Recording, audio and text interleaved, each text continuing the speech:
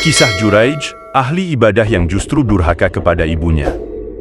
Kisah itu terekam dalam hadits riwayat Al-Bukhari dari Abu Hurairah.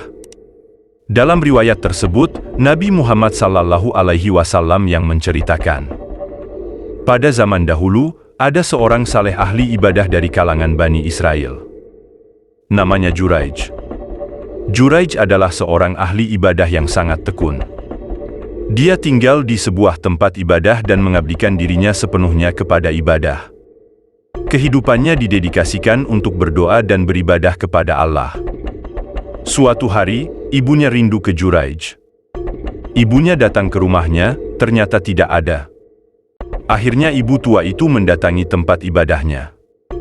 Juraij ada di sana, sedang melaksanakan sholat. Ibunya memanggilnya saat dia sedang dalam keadaan beribadah. Namun Juraij tidak segera merespons panggilannya karena dia sangat fokus dalam ibadahnya.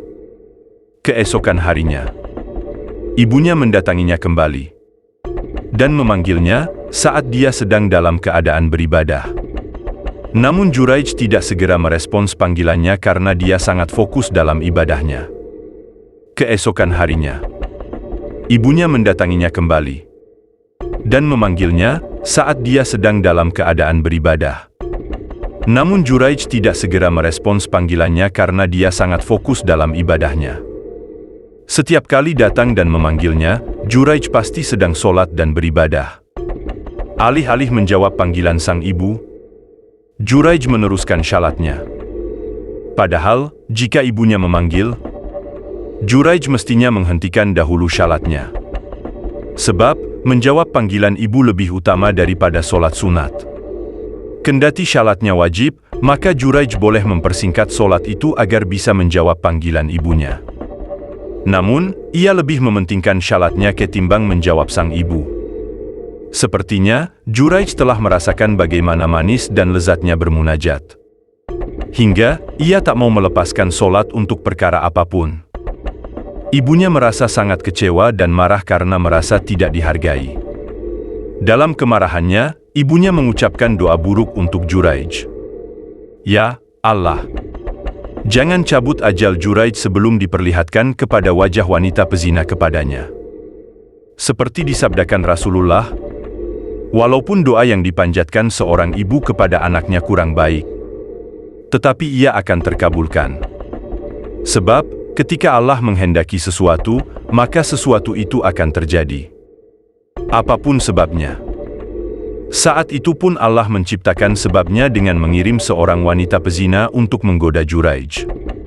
Cara itu diciptakan karena orang-orang Bani Israel selalu membicarakan kesalehan dan ibadah Juraij. Sang wanita ingin menghancurkan kesalehan dan ketakwaannya. Ia mengira jika dirinya menggoda Juraij, pasti Juraij akan tergoda. Akibatnya, harga dirinya terjatuh seperti juga yang dialami orang saleh yang lain. Ia menggoda Juraij dengan nafsu dan kecantikannya. Hadits yang lain menggambarkan bagaimana keindahan dan kecantikan wanita itu. Meski terus digoda wanita cantik, Juraij tak menoleh sedikit pun. Ia tetap tak tergoda. Ia asyik dalam sholat dan ibadahnya. Seakan-akan ia tak melihat wanita itu. Tidak pula ingin menyaksikannya. Akhirnya, si wanita melampiaskan nafsunya dengan seorang pengembala kambing. Dari hubungan gelap itu, si wanita hamil. Banyak orang bertanya, siapa bapak dari yang dikandungnya? Wanita itu mengatakan, ini anak Juraij, namun Juraij tidak mau mengakuinya. Katanya. Akhirnya berita itu pun menyebar di antara penduduk, di jalan maupun di pasar. Masyarakat pun menjadi marah dengan sikap Juraij yang melakukan zina dan tidak mau bertanggung jawab. Masyarakat berbondong-bondong menghancurkan tempat ibadah Juraij. Setelah wanita itu melahirkan, dibawalah masalah ini di pengadilan daerah. Di tengah persidangan, Juraij pun mengambil wudhu lalu sholat. Usai sholat, ia menemui sang bayi lantas bertanya, "Siapakah ayahmu, hai bayi?" tanya Juraij. Bayi pun bisa menjawab, "Pengembala kambing." Di sana Allah hendak menunjukkan kebesaran dan kekuasaannya. Bayi yang ditanya Juraij bisa menjawab dengan suara jelas dan bisa dipahami.